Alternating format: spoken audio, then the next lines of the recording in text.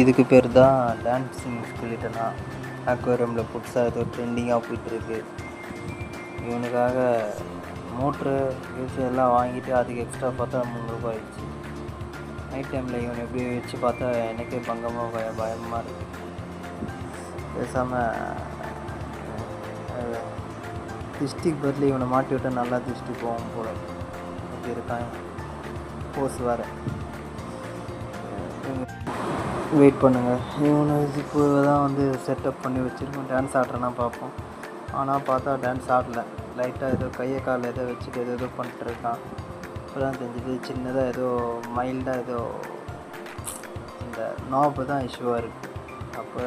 அப்புறம் லைட்டாக அதை வச்சுட்டு தொடப்ப வச்சு லைட்டாக சொல்லி பார்த்தா அப்போ நல்லா டான்ஸ் ஆடுறான்.